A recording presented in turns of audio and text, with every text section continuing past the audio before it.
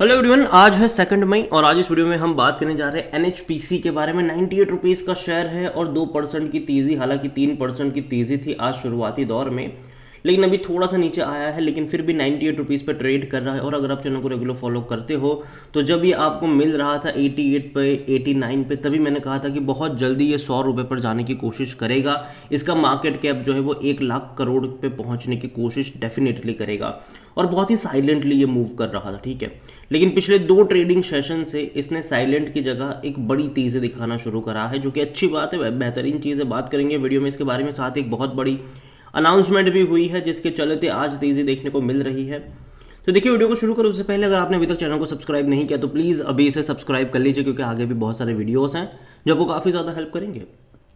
तो 98 रुपीज़ का शेयर है एनएचपीसी का, तकरीबन 6.5% की तेज़ी। एक साल की अगर हम बात करें तो 120% की दमदार तेज़ी है। देखिए, 40 रुपये का शेयर था, धीरे धीरे बढ़ रहा था, लेकिन एक बेहतरीन तेज़ी हमें नवंबर से देखने को मिली और वो चलती रही जनवरी तक।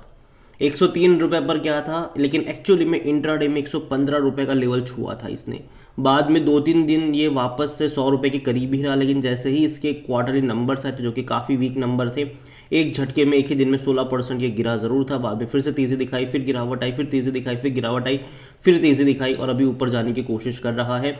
शॉर्ट टर्म के लिए यहाँ पर एक रेजिस्टेंस ज़रूर है। अगर आज के दिन में ये शेयर 98 रुपीज़ के ऊपर टिक जाता है तो डेफिनेटली यहाँ पर आपको 103-104 रुपये तक के लेवल देखने को मिलेंगे, लेकिन वो भी एक रेजिस्टेंस वाला लेवल रहेगा, ठीक है। वो भी एक रेजिस्टेंस वाला लेवल रहेगा यहाँ पर। जहाँ तक तेज़ी की बात करी जाए तो भाई साहब, इन्होंने टाई अप करा है, नॉर्वेनियन एक फर्म है उनके साथ, और उनके साथ मिलकर ये फ्लोटिंग सोलर टेक बनाएंगे उसको इंडिया में, और ये बड़ी बात है।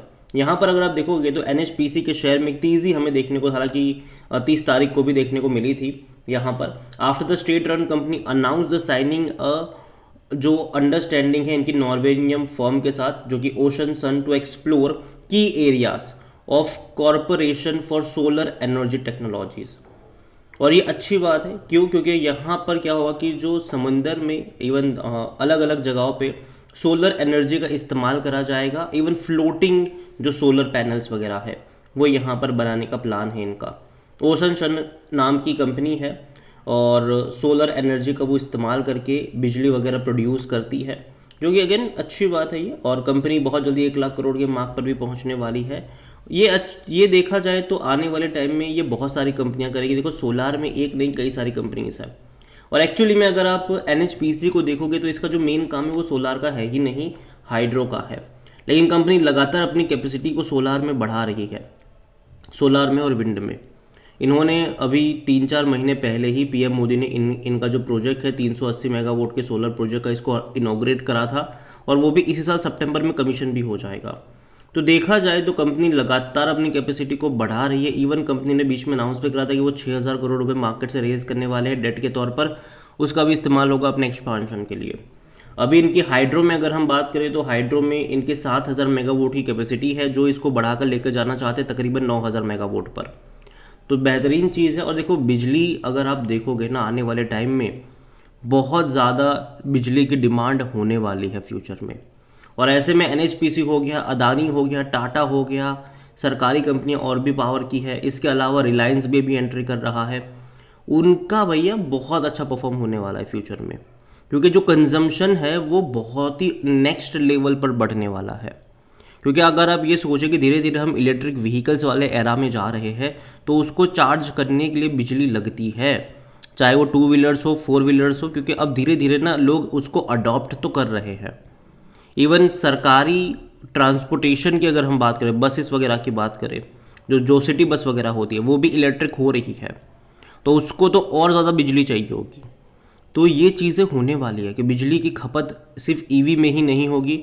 हाउस होल्ड की अगर आप बात करो तो जिस तेज़ी से इंफ्रास्ट्रक्चर बढ़ रहा है भारत में, ठीक है, जहाँ पर भी इंफ्रास्ट्रक्चर बढ़ेगा वहाँ बिजली की खपत चाहिए ही चाहिए होगी। और जिस तरीके से अभी गर्मियाँ बढ़ रही है, देखो मैं इवन पिछले 2-3 महीने से मैं ये चीज़ कह रहा हूँ कि एटलीस्ट जून तक तो पावर कंपनियों के शेयर आपको नहीं बेचने चाहिए। जून एंड तक, जून जुलाई तक तो पावर कंपनियों के शेयर नहीं बेचने चाहिए, क्योंकि गर्मियाँ जो है भैया रिकॉर्ड तोड़ रही है, ठीक है, रिकॉर्ड तोड़ रही है। दोपहर में भी भाई साहब लोगों को पंखे और इवन एसी चलाने पड़ रहे हैं रात को भी। तो जो बिजली के बिल्स हैं ना लोगों के, वो बढ़ने वाले हैं ये 2-3 महीनों में। और इसका फ़ायदा सीधा सीधा बिजली कंपनियों को होने वाला है। और बिजली कंपनियां 100% कैपेसिटी पर काम कर रही है, ज़्यादा प्रोड्यूस कर रही है वो। और ये देखो, कंपनियां भी ये चीज़ जानती है कि गर्मियों के दौरान में कंजम्पशन बढ़ जाएगा बहुत ज़्यादा, तो वो ऑलरेडी 100% कैपेसिटी पर काम करना स्टार्ट कर ही देते हैं। तो मैं इतना मानता हूँ कि अभी ये भले ही 97 पर आ चुका है, लेकिन अगर आज के दिन इसने 98 रुपीज़ का लेवल मेंटेन रखा तो अच्छी बात होगी। देखो 5.5 करोड़ तक के शेयर ट्रेड हो चुके हैं, बाजार जस्ट अभी खुला है यहाँ पर। क्वांटिटी देखो कितनी बड़ी मतलब पैमाने में ट्रेडिंग हो रही है। और जहाँ तक बात करी जाए तो इसका जो ऑल टाइम हाई जो अभी बना था 115 रुपये का बना था इंट्राडे में, मार्केट कैप इसका 98,000 करोड़ के आसपास का है। बहुत जल्दी 1 लाख करोड़ हो जाएगा मुझे लगता है, और शेयर प्राइस भी 100 रुपये हो जाना चाहिए। और जहाँ तक बात करी जाए इस कंपनी को लेकर, तो according to Moneycontrol user ना ही कोई खरीदने की बात करे ना ही कोई बेचने की बात करे, हर कोई कह रहा है होल्ड करो भाई साहब। कंपनी के अगर आप डिविडेंड देखो तो अच्छा खासा पे कर रहा है। इस साल भी इसने 1 रुपये 40 पैसे का पे करा है, पिछले साल भी देखो तो 1 रुपये 40 पैसे, फिर 45 पैसे। अभी अगर आप इसको 100 रुपये के से कंपेयर करो तो आपको थोड़ा बहुत कम लग सकता है, लेकिन पिछले साल ये 40 रुपये का शेयर था।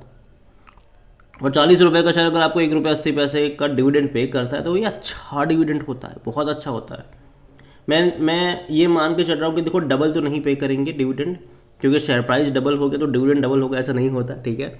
लेकिन हाँ, थोड़ा सा ज़्यादा बढ़ा के देने के चांसेस ज़रूर है यहाँ पर। धीरे धीरे इनके डिविडेंड बढ़ेंगे जैसे जैसे शेयर प्राइस बढ़ेगा। अभी क्वार्टरली नंबर्स को लेकर देखें तो इनके 17 मई को नतीजे भी आने वाले हैं, 15 दिन बचे हैं। और डिविडेंड भी यहाँ पर अनाउंस होगा, यहाँ पर डिविडेंड भी अनाउंस होगा, तो ये बड़ी बात है, ठीक है। डिविडेंड भी अनाउंस होने वाला है। ऑलरेडी 1 रुपये 40 पैसे का पे कर चुके हैं, ठीक है। ये डिविडेंड यहाँ पर फाइनल डिविडेंड अनाउंस होगा। आप देखिए हर बार ये एक्चुअली में अगस्त में पे करते थे, लेकिन इस बार मई में पे कर रहे हैं। क्या पता मतलब एंड ऑफ द ईयर तीसरी बार भी पे कर दे, यू नेवर नो, ठीक है। करेंगे तो अच्छा होगा। और जहाँ तक बात करी जाए इस कंपनी में वैल्यूएशन को लेकर, तो अभी भी कोई महंगा नहीं है। 26 का पी है इसका, सेक्टर भी 32 का है। 50% एनालिस्ट कहते हैं खरीदारी करो यहाँ पर।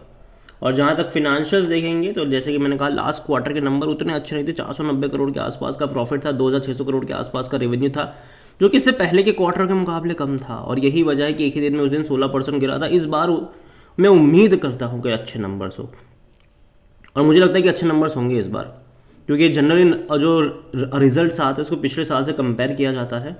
तो मार्च में 2425 करोड़ के आसपास का रेवेन्यू था और 645 करोड़ के आसपास का प्रॉफिट था। तो उसको तो मुझे लगता है कि बीट कर देंगे ये। इवन दिसंबर के भी जो नंबर्स है उसके मुकाबले भी ज़्यादा आने की उम्मीदें ज़्यादा है। तो मैं इतना ही कहूँ कि नज़र रखिएगा यहाँ पर। और नतीजे 15 दिन बाद आने वाले हैं, और नतीजे के साथ साथ डिविडेंड भी यहाँ पर अनाउंस होने वाला है। कितना पे करते हैं मुझे लगता है कि शायद 40-50 पैसा पर शेयर का डिविडेंड अनाउंस हो सकता है। जहाँ तक शेयर होल्डिंग के बारे में देखें तो प्रमोटर की 67.40% की होल्डिंग है। प्रमोटर कौन है? गवर्नमेंट है, एक भी शेयर गिरवी नहीं है। यहाँ पर अगर आप देखो तो प्रमोटर ने कुछ स्टेक बेचा भी था। 70.95% से प्रमोटर बेचकर 67.40 पर आए थे। ओएफएस के जरिए उन्होंने बेचा था, और 66 रुपीज़ का ओएफएस का प्राइस था वो। लेकिन प्रमोटर ने बेचा तो म्यूचुअल फंड ने भी बेच दिया। 8.17% से वो भी घटकर 6.02 पर आ गए। म्यूचुअल फंड ने बेचा तो यहाँ पर डोमेस्टिक की 5.25 से थोड़ी बहुत बढ़ के 5.29 पर आए। लेकिन यहाँ पर एफआईज बड़ी क्वांटिटी में बेच गए, 7.38 से बेचकर 6.80 पर आ गए।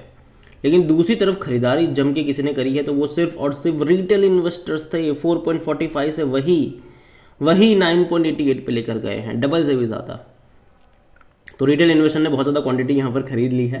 अदर पार्टीज 4.61% का स्टेक लेकर यहाँ पर बैठे हुए हैं। देखिए ओवरऑल अगर मैं बात करने जाऊँ एनएचपीसी को लेकर, तो मुझे लगता है कि यहाँ पर अगर है तो एटलीस्ट देखो, मैं पहले ही बोल चुका हूँ, पावर कंपनियाँ चाहे वो अदानी हो, टाटा हो, एनएचपीसी हो, जून एंड तक तो मेरे हिसाब से बेचने के मौके नहीं हैं यहाँ पर।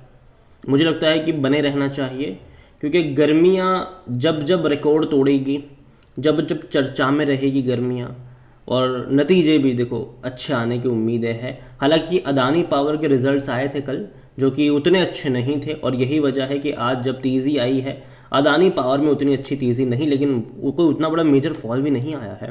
और नेक्स्ट वीडियो अदानी पावर पर ही होने वाला है, तो चैनल को सब्सक्राइब करना भूलिएगा नहीं, बेल आइकन को प्रेस ज़रूर कर लीजिएगा। और एनएचपीसी को लेकर मैं इतना ही कहूँगा कि जिसके पास है वो होल्ड कर सकता है। फ्रेश बाइंग की जहाँ तक बात है, अगेन बाय ऑन डिप्स का अप्रोच होना चाहिए, क्योंकि ऑलरेडी अगर आप देखोगे तो पिछले कुछ दिनों से लगातार भागा है, तो थोड़ा बहुत बीच बीच में अगर करेक्शन बनता भी है तो खरीदारी के ही मौके नजर आएंगे यहाँ पर। अगेन ये मेरा पर्सनल ओपिनियन है, कोई इन्वेस्टमेंट एडवाइस नहीं है। वीडियो को यहीं पे एंड करता हूँ। पसंद आया हो तो लाइक करो, शेयर करें। चैनल पर अगर पहले की बार है तो प्लीज़ सब्सक्राइब करो। एनएचपीसी के बारे में आप क्या सोचते हैं वो भी आप मुझे कमेंट में लिख के बता सकते हैं। Thank you.